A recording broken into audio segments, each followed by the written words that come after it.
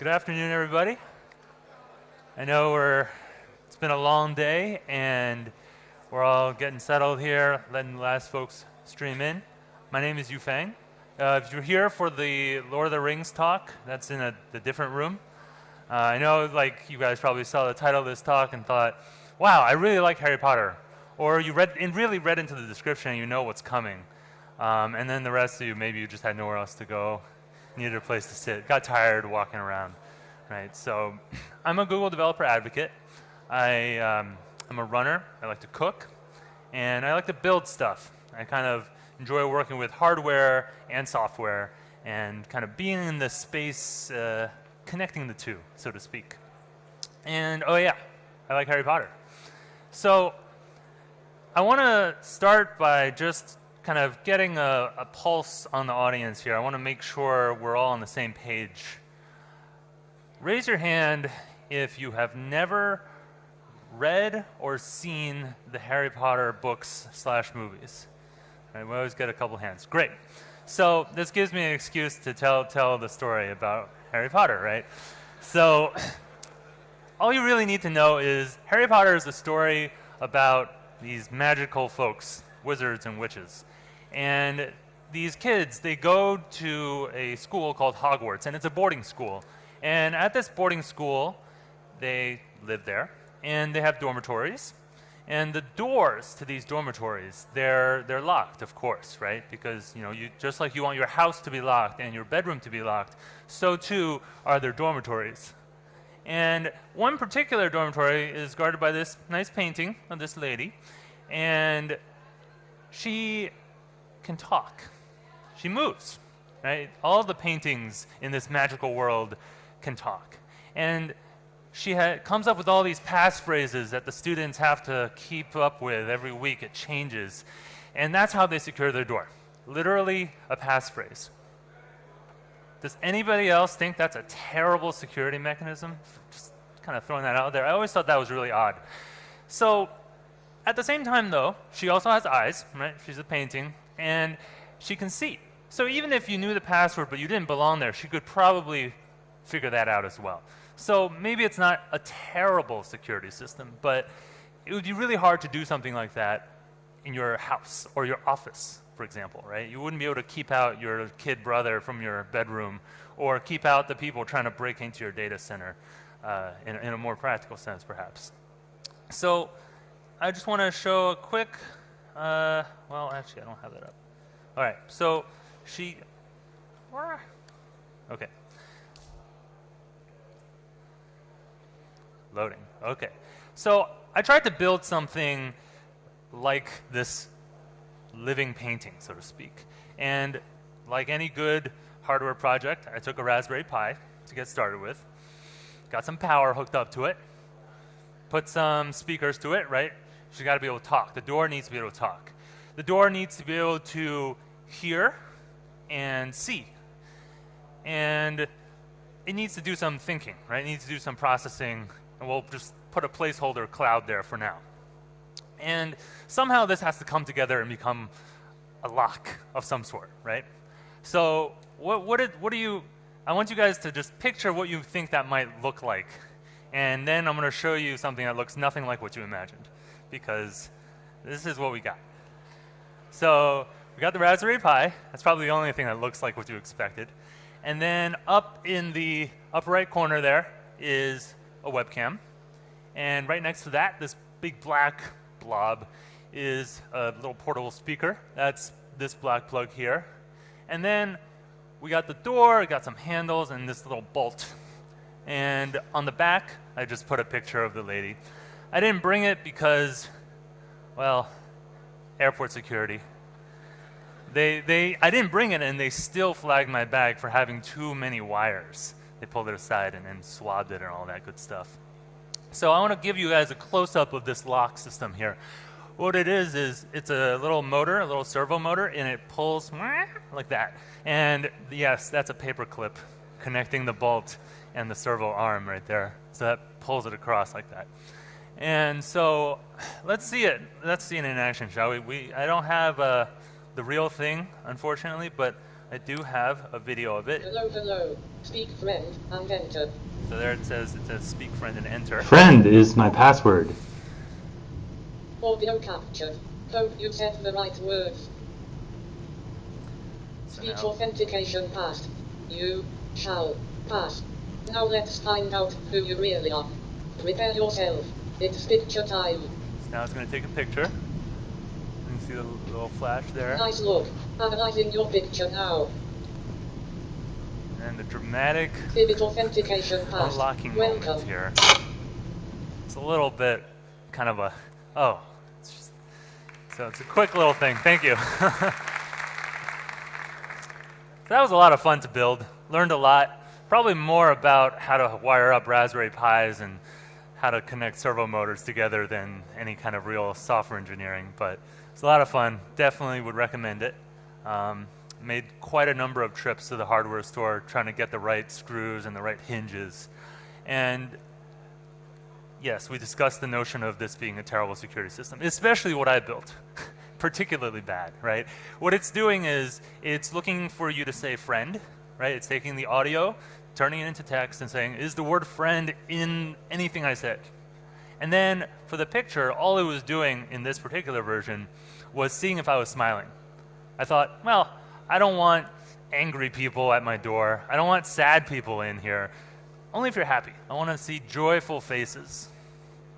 So when you do open the door, I stayed true to the theme and put a picture of the inside of the dormitory at Harry Potter in the Hogwarts, right? And so now let's talk a little bit about how this came together, right? I mentioned that I looked for the word friend and I looked for a smile, but answering this notion of how do we get from a raw audio file to text and getting from raw pixels, bytes, bits, to understanding what a face's expression might be saying is somewhat less than trivial, let's say at the very least. And in particular, you probably want to do some sort of machine learning type thing, right? All the buzzwords. And so for those who are not super acquainted with machine learning, I want to give a brief overview. It's 4 o'clock. Oh, that's the time. It's 1 o'clock. Well, this is what I get for playing videos, leaving my speakers on. All right. We're going to do a little brief overview of machine learning, quite brief, and then we'll go into each of the kind of pieces of what I use to put this together. So in general, I like to think of machine learning as just taking examples and finding meaning from those examples, basically. But to use it in a useful way, to answer a question, whether it's the question of what was said in this audio file, or what expression is on this face, or what is the most, the largest piece of usable information in this big data set, whatever it might be, right? And that answering questions piece is really key, and we're not just doing things for their own sake, right? Whether it's locking a door or unlocking paintings, etc. And one particular thing that has allowed machine learning to become so suddenly prevalent, right? Like 3 years ago, nobody was talking about machine learning. It was all mobile first and developer operations and things like that. Is this notion of neural networks. And they've been around for a while. But what has made them so much more relevant today, right? A neural net, for those who are not familiar, takes your first layer of data, this bottom, what would you call this? Bad cheese? Cheese with sesame seeds, maybe. But you take that data and you take the data around it, in this particular example of a picture, and you do some aggregations, basically maths, just summing them up, adding them up in pieces, and then piping that up to the next layer, and you begin to get smaller. You're just kind of aggregating up and getting meaning from each layer. That's the kind of high-level version of this. And as each layer adds up, if they're above a certain value, certain threshold, they get activated, so to speak. And then a couple more layers down the road, you get cat versus dog in this little GIF. So I mentioned that machine learning seems to have suddenly appeared seemingly out of nowhere. So what has happened to drive this change? Firstly, it's the expansion of compute, right? Vast data centers and abilities to store and compute bits and bits and bits, bytes and bytes and bytes, have allowed us to operate on larger data sets than ever before. Because the algorithms underlying today's quote-unquote state-of-the-art machine learning algorithms, almost all of it was invented literally in the 50s and 60s. But they weren't able to do anything useful with it. They weren't able to answer questions in a meaningful way because they didn't have access to the hardware resources we have today. And the second piece that has really come to the forefront in recent years is thanks to the gaming community, right? The graphic computing unit, GPU, allows for massively parallel processing. So combining these together, putting GPUs into data centers, gives you access to processing power that we couldn't have imagined before. And the final piece in making this merger work is the improvements in networking technology, because as you scale out to making a data center-sized computer, the network latency, the connectivity between machines becomes a serious burden, and it impinges upon your ability to run computations efficiently. And so thinking of a data center as a computer, rather than caring for each and individual virtual machine or rack in your building. At Google, we have seen this real surge of machine learning within the company, right? Not only in terms of raw code, but also the many, many products that we all have come to know and love.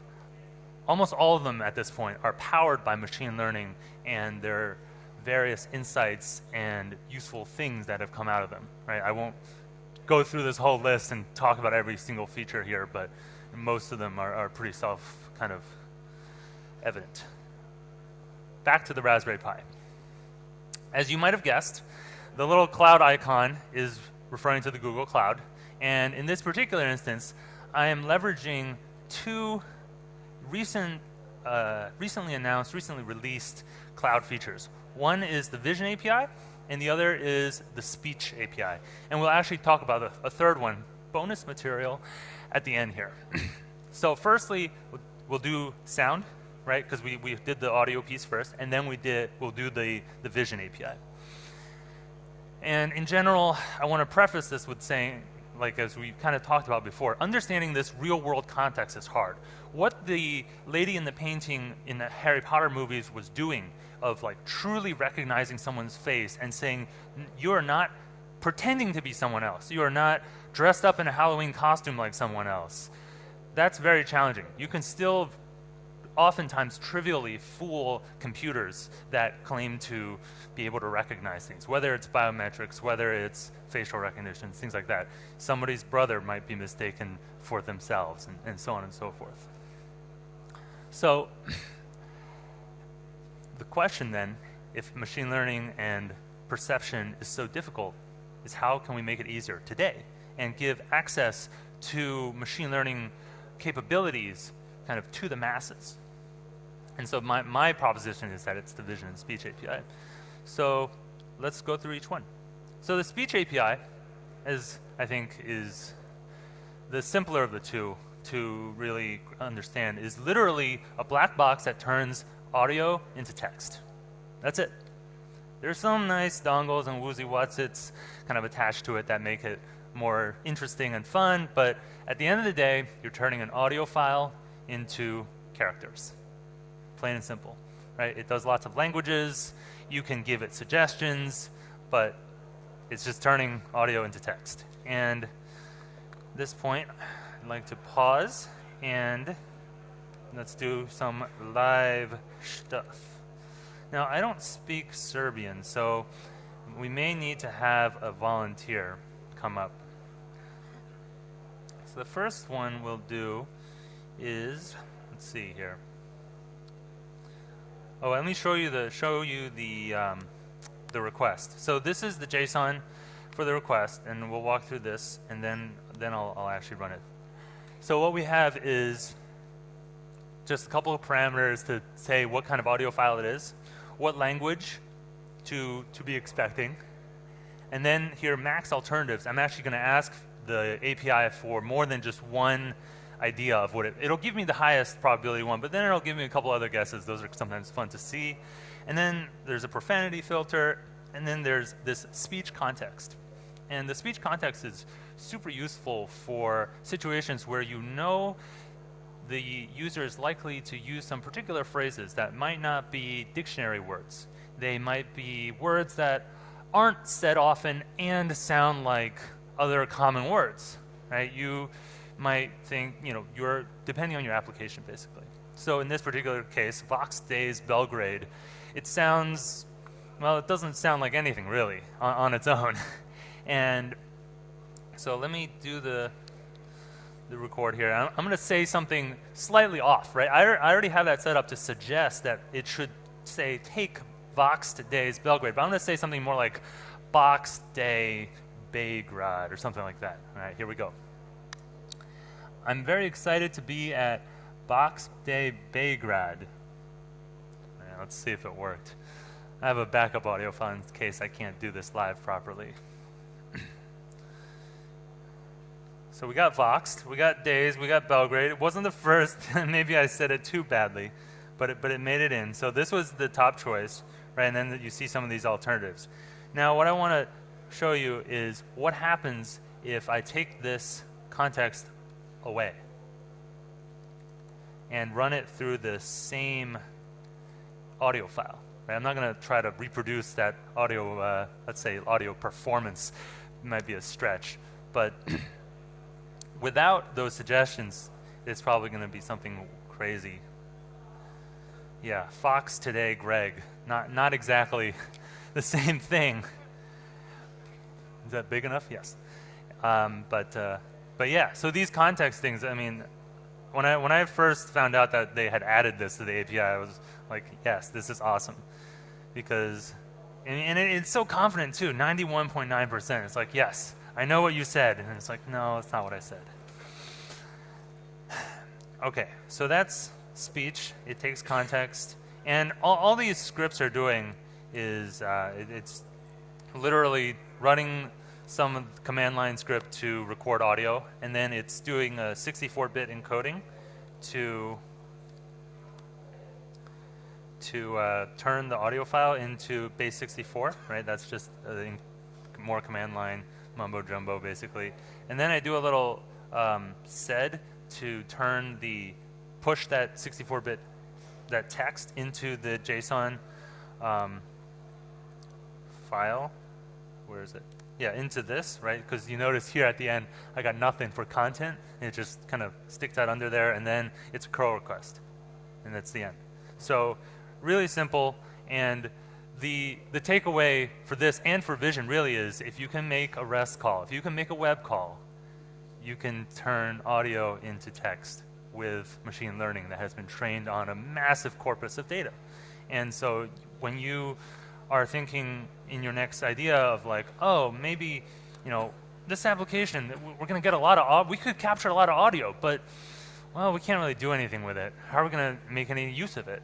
Right? You can just call the API. It's super.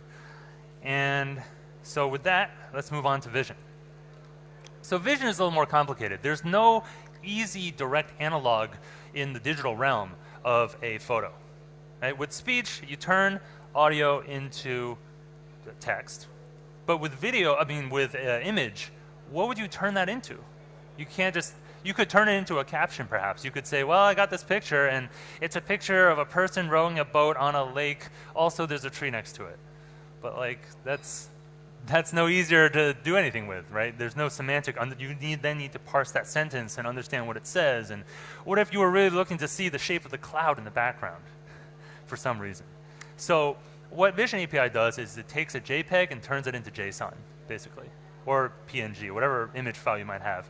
And there's a couple of types of detection that it does, and I've listed them out here. And depending on your use case, you can pick and choose, mix and match however you like. So here's an example of a picture I took of some hydrangeas. And you can see that it comes back with a couple of different annotations. Just like with the audio, it can give you multiple guesses, and you can choose how many you want. So in this case, we have a bunch Hydrangea happened to be down here. Didn't score quite as highly as some of the other options, but it's not a silver bullet, right? It's not something that is going to answer every single question perfectly because it can't read your mind. It's not Harry Potter magic. Speaking of Harry Potter magic, this is the Wizarding World of Harry Potter. It's a theme park in Florida, themed after Harry Potter. Just trying to stay on theme. And it can recognize landmarks from the picture. So I'll show you later. I actually took some pictures here in Belgrade yesterday, and I was happy to see that it was able to pick up the landmark just from the raw picture.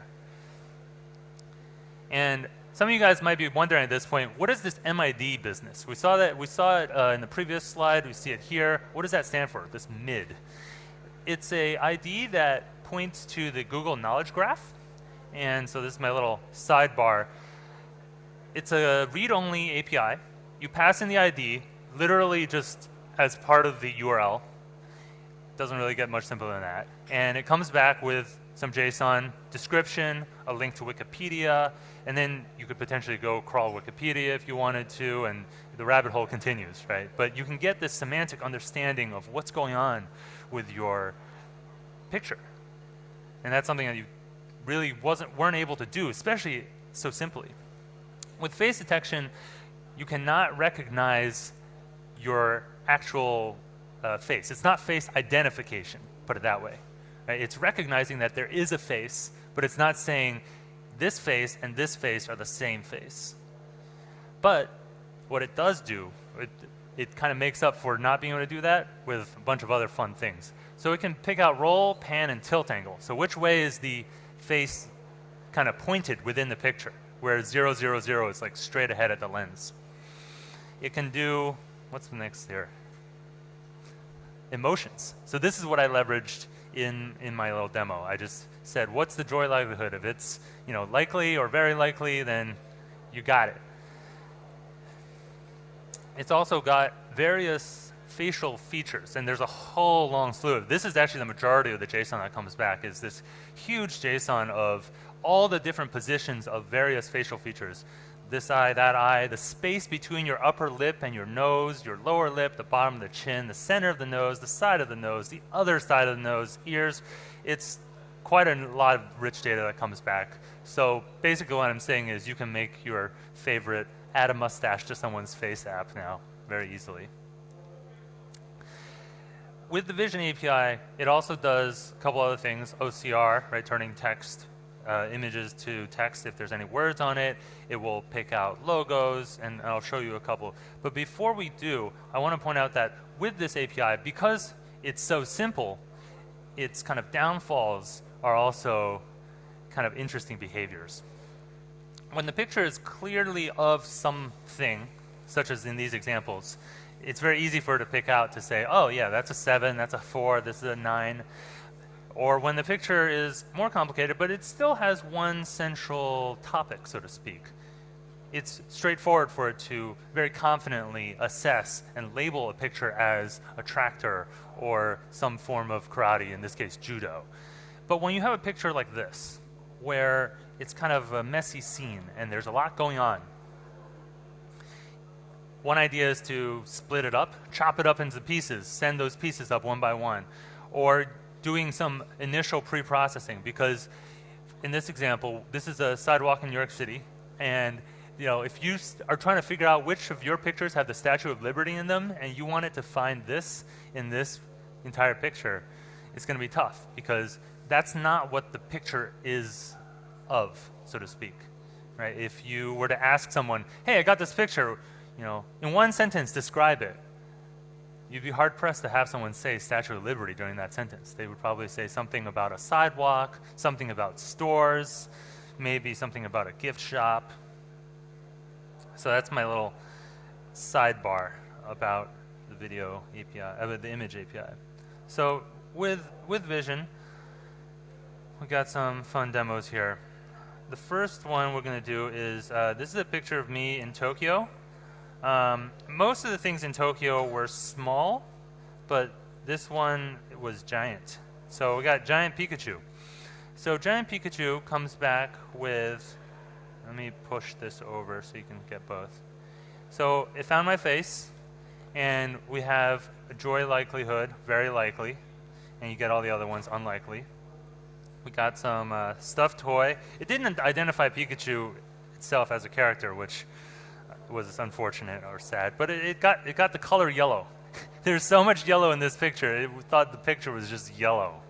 It embodied the concept of yellowness. All right, for our next picture, we have a slide from earlier today. Maybe some of you guys were in this talk. I apologize if the actual speaker is present. But I thought it was a good joke, and wanted to use this as an opportunity to illustrate the OCR abilities, right? Optical character recognition. So you see we got all this good text coming back here, and also the face, and then you got some labels here with design and brand and writing. It's not perfect, not by a long stretch, right? But it did pick up this little bit. What's going on here is actually here on this podium, right? It's this bit here. So it does pick, even if it's small text, if it's clear, it sometimes will pick it up. And that has always kind of surprised me at times with its accuracy and choice. So this is the picture I took of down by the square downtown, right? And I was like, hey, that's a nice statue. I bet it's a famous one. Does anybody know? Well, we don't want to give it away down here. All right, and we got a couple of faces, people walking around. This was yesterday evening. And all the faces looks like all the faces are very unlikely. So you don't have to be one of these emotions, right? I'm not saying that your only emotions are these four, or you're wearing headwear. But let's see. We got a statue of Prince Mihailo. Is that accurate? Does anyone know? We got some nods. All right, it's good. Good. That's good, because it would be unfortunate otherwise. And it does come back with latitude and longitude. I'm making this look nicer than it necessarily is, right? Because it's normally a huge JSON object, but that would be unwieldy to show off here. So some extra parsing for you. Here we got me and a panda. What was curious about this is I found that when I first used this against the Vision API, it recognized it. It either did or didn't recognize that the panda was real, right? And it knew it was fake. And then later on, it changed. And then later on after that, it changed again. So the model, the underlying implementation is changing and hopefully improving in theory over time. It seems to still think that it really is a giant panda. Maybe it's just a really lifelike replica, right? And we see the face found here. And for some reason, it thinks I'm in a zoo. I guess that's reasonable.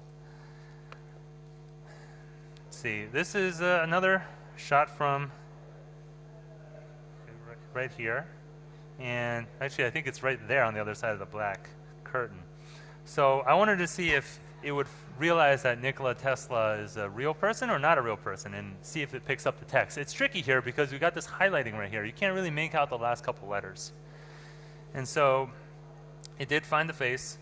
It labeled this the color yellow, so similarities to Pikachu, I guess.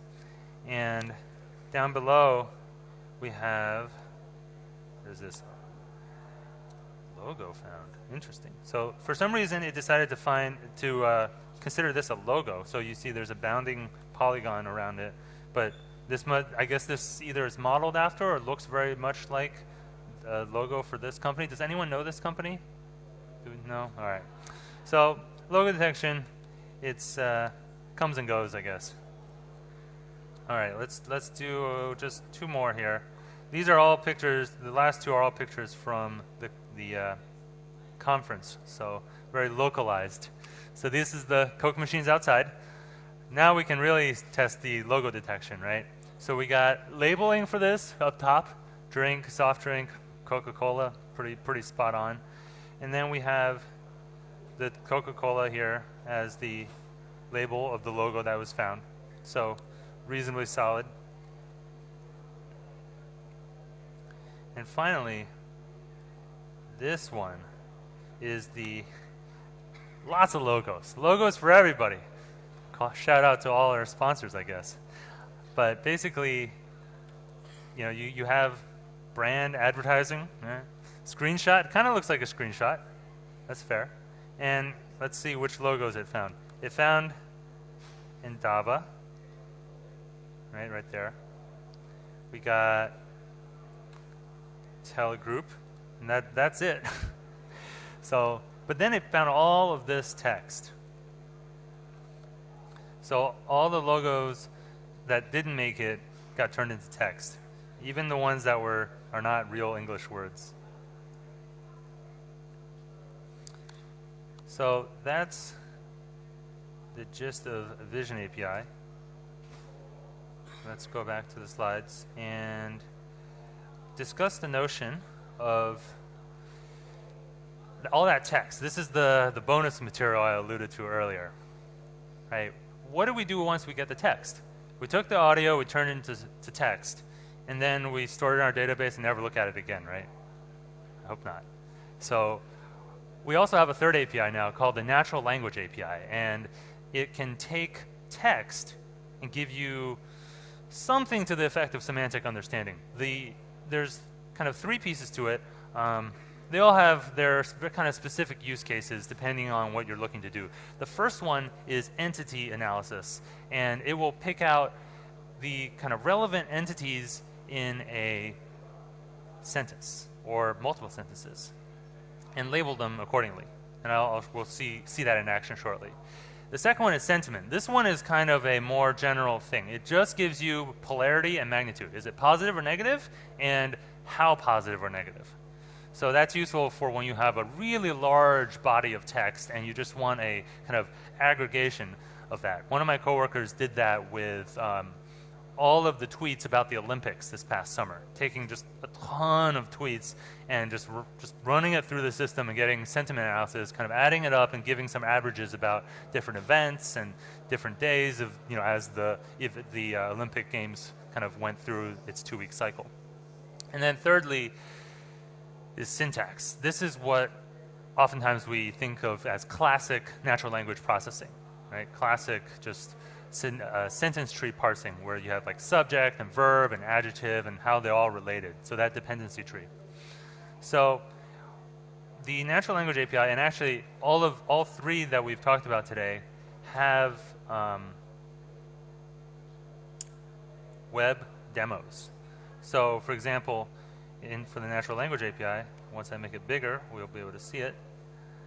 You can just literally paste text in here, click analyze, and then get different entities back, get the sentiment,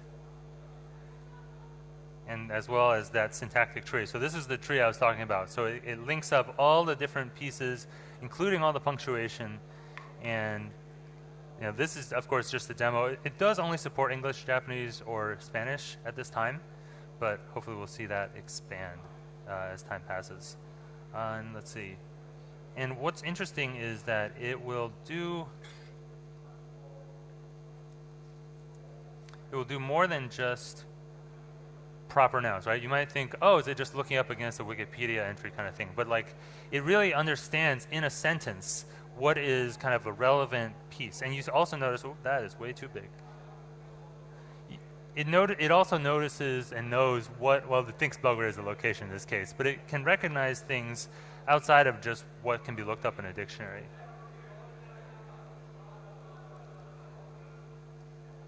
So we try another one here, see what gets picked out. So it picks out IoT, machine learning, big data as other in this case, but some of the other ones, so like the one we saw from earlier, let's see here, try this one. So this is a longer sentence. The sentence tree is going to be pretty long, but you can see down here we get everything from persons and locations and what else? There's organizations. There's also events that can show up as well. And then the sentiment, again, it's a really brief sentiment, but it does split it up by sentence. So if you have multiple sentences coming through at once, it'll give you a overall document sentiment at the top there, and then it'll also have individual sentence breakdowns.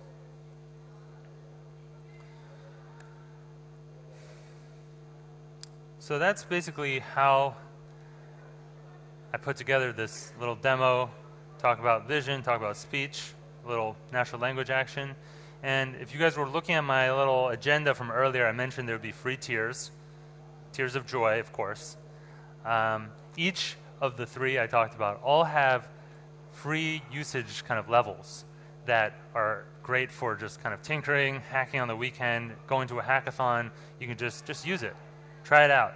And in general, when I talk about a lot of cloud technologies today, they all have free tiers, it seems.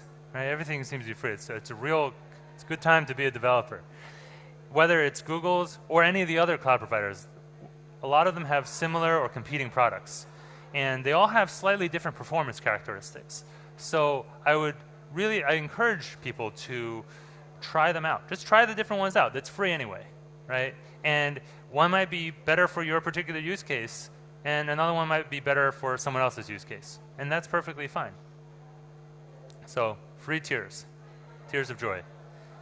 And so with that, I leave you with resources, and I want to open it up to any questions that people might have.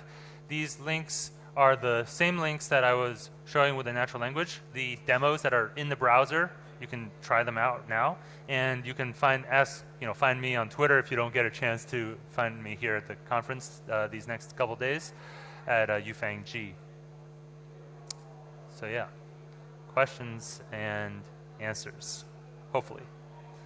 Or if you want to watch the video again of the dramatic lock. I think I need to slow the motor down. We got a question in the back. Excellent.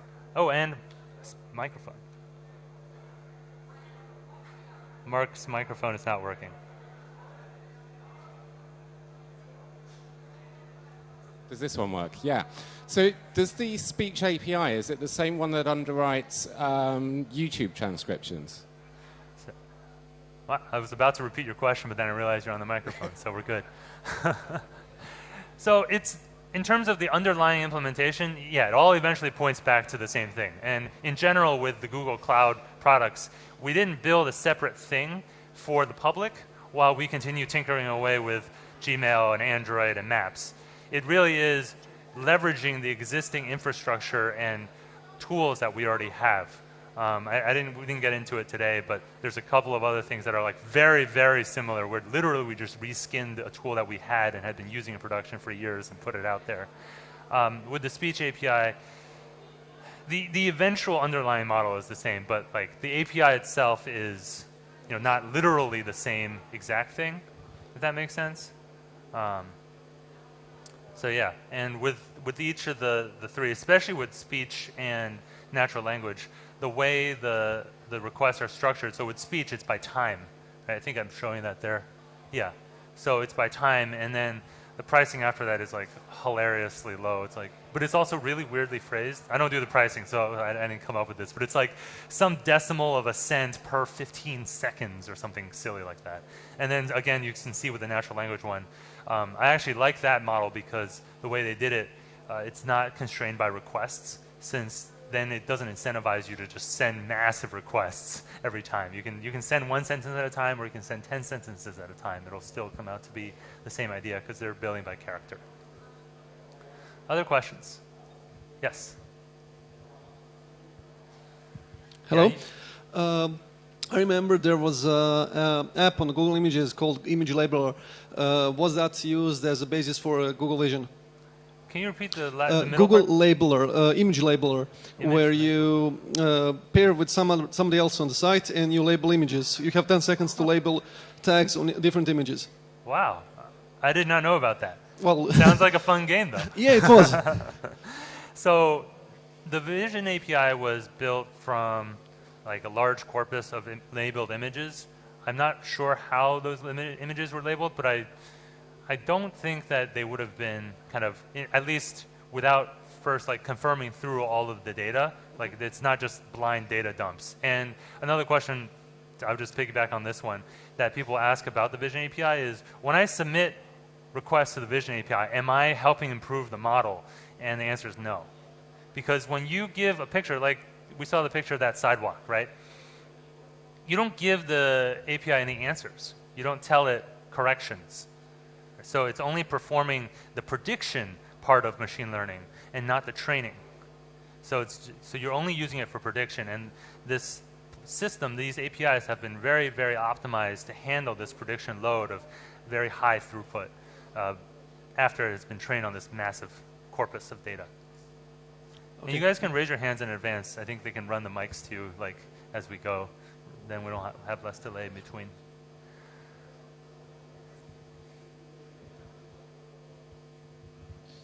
Hi. One question about Vision API. On very large and complex images, is it possible to find the location or find a centralized place where the shape was found?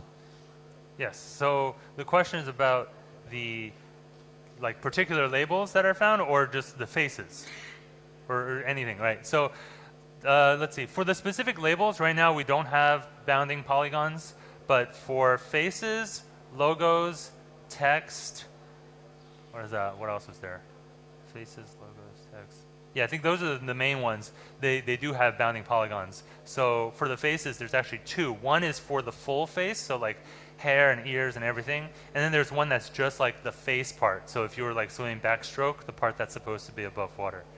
And that's like multiple points. Whereas with text, it's just a rectangle usually. And then logo is a similar thing. It's usually a rectangle, but it can be potentially, if you have a strange shaped logo, maybe it could be more sides than 4. But yeah, you get the pixel corners. And let me see if this works. Usually I skip this particular Vision web demo because of Wi-Fi latency, but the Wi-Fi has been pretty good to me. So let's do. There was a. All right, let's try the. Well, I want to find one with like text and. Okay. Oh, also location. It works too. So let's do this one with landmark detection. So there's that picture. I have to say that I'm not a robot, and oh, it didn't make me do weird things. Sometimes it makes me enter weird captchas.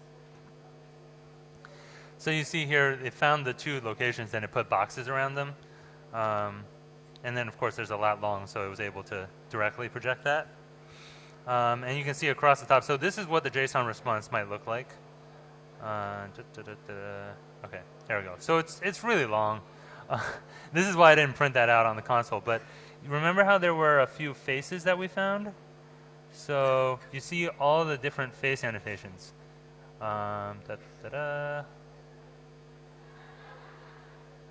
Is this where it starts? Or is it? Here. Face annotations, and then you have a bounding polygon, and then a face detection bounding polygon, and then the landmarks. And the landmarks go from here. All these are the landmarks of one person. And you see there's like words I don't even know, like the left ear tragion, and the right ear tragion, the forehead glabella. Like it gets crazy, right? And then you have all the other things, and then you have all the different, and that's one face. Thankfully, they only, and then, oh no, that's one face, and then now we're on to the next face, and then we go again. So we talked about landmark, faces, labels, and text. It also does just image kind of analysis of like the different colors that are found within the picture. Then, I mean, that one's like less kind of fancy, but it's convenient, right? You don't have to go and learn how to use the libraries to do that. You can just make an API call, you get the data back, you're done. And then it also will do safe search. So it'll determine whether a picture is likely to have adult content, is a spoof, is like medically graphic, or is like violent. The violence one is interesting because if you have a picture of like a toy, like plastic toy gun, or even like a gun in like a rifle in a museum display case or something, it won't pick it up. But then you have a picture of like a war zone, or even in a movie with a war zone and people like in military gear like holding up their guns like going to do something, then it'll pick it up as violent and such. So it's an interesting comparison. Speaking of that, I happen to know that there's a funky there's one particular thing that it makes it really weird. it behaves funny with the giant Pikachu. So we're gonna put the giant Pikachu in.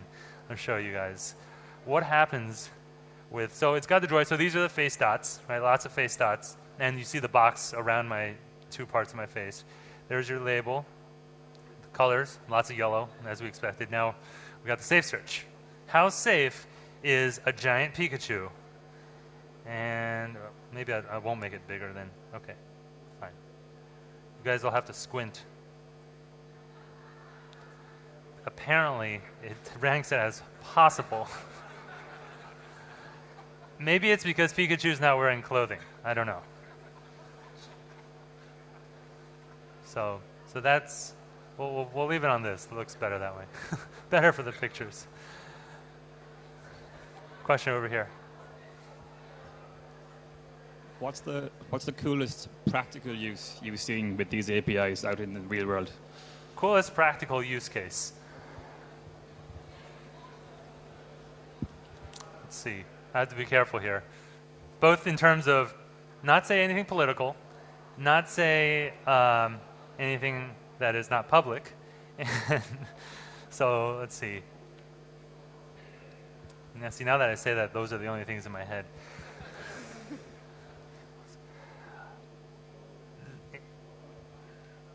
There's definitely a lot of usage of safe search from like whether it's, you think about the use cases of any company that ingests large volumes of user data, right? Where everybody's taking photos all the time, uploading them to various services that require sharing, and they need to comply with their terms of service, and they can't have people manually sifting through hundreds of thousands of pictures every day trying to determine which pictures can go up and which pictures can't. So that's one use case that's like very straightforward.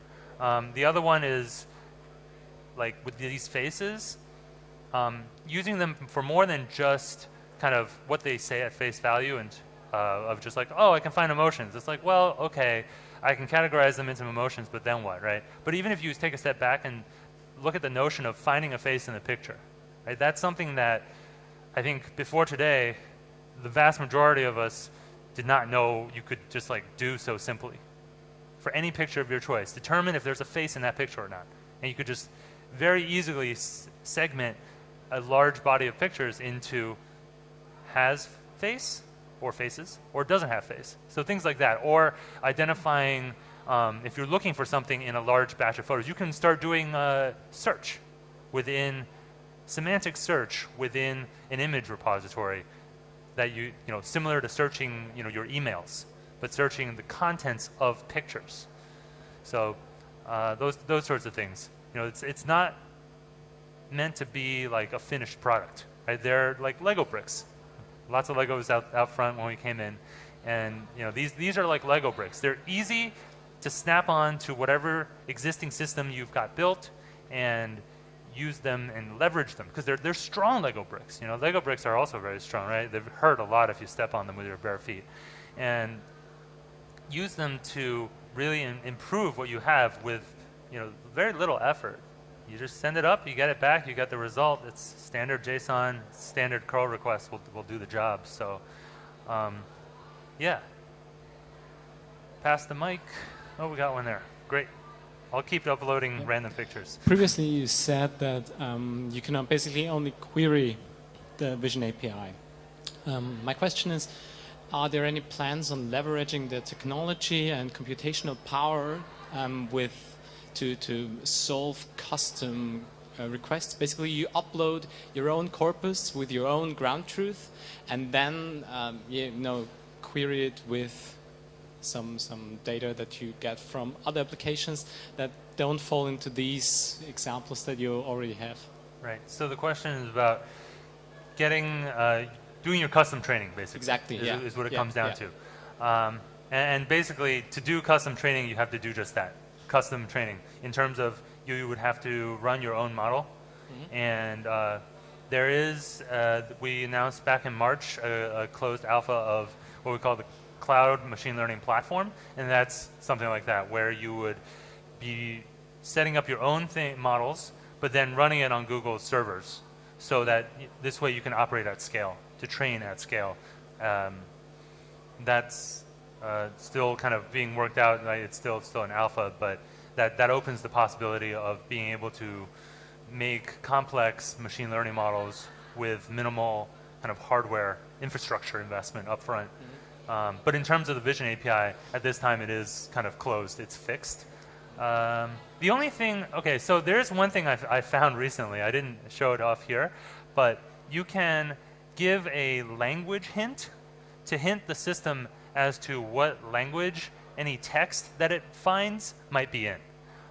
The caveat there being you really want to be sure you got that right, because if you tell it the wrong language, it can significantly impair its ability to figure it out. Because normally it would just figure it out automatically, but if you tell it, then it's going to just take that for granted, and then that can trip it up, right? So if you, for example, know that all the pictures are coming from signs of Serbian ads or something like that, then you can just say, yep, it's Serbian, and then you're all set. So that's the only kind of tweak that you can provide it. Similar to the speech API, where we were able to give it kind of context words to help it out along the way. But there's no way to like say, I'm expecting to see trees in this picture, or like I'm expecting to see a river in this picture. Because if you knew there was a river there, then why are you already know the answer. So yeah. Thanks. Great. Question in the back center.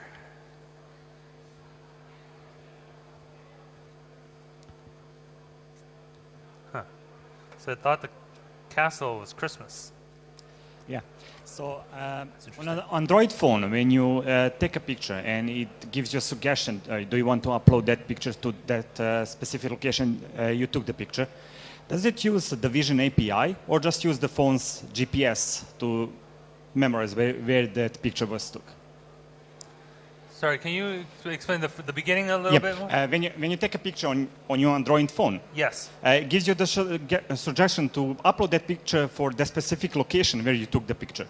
Does it use the Vision API and analyze the picture and gives the suggestions where similar pictures are already took on that specific location, or just use the phone's GPS to give you that suggestion? I would guess GPS. I'm not familiar with that feature. Okay. It suggests you to upload it? Yeah. Huh. Yeah, I would guess GPS, just because like the data is available, and that's going to be much more accurate than anything that, Thank you. Because the Vision, the landmarks do kind of need to be landmarks. Eiffel Tower, Empire State Building, things like that. Other questions? Did we get anything landmarks here? No landmarks. Question over here on the, I guess, my right, your left.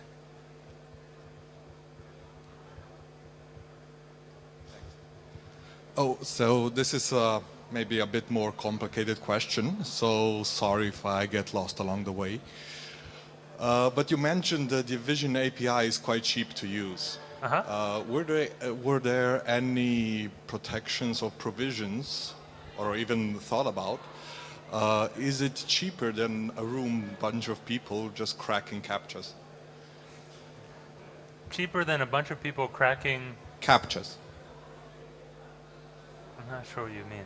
Oh, you're saying using the Vision API to crack CAPTCHA? Yeah, so... I have not tried doing that, and if I did, I wouldn't tell... No. No, because on the example that you showed, yes, it showed a lot of house numbers. Yes. Which are usually used by CAPTCHAs Absolutely. just to prove that you are human.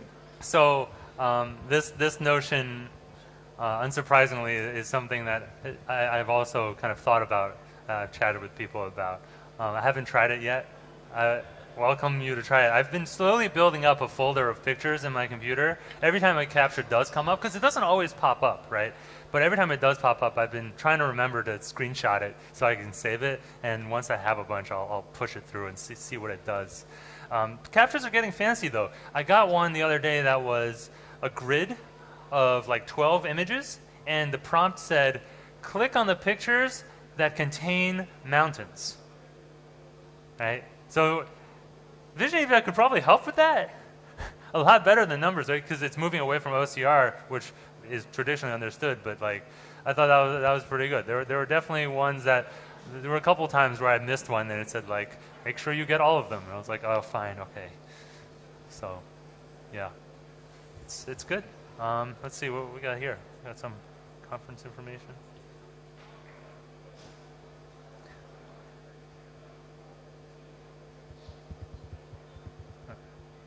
other questions?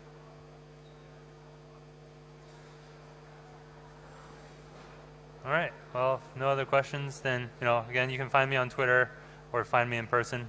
Yeah, I don't have any notable designators, but yeah. Again, my name is Yufeng. Thanks a lot for coming. I hope this was fun.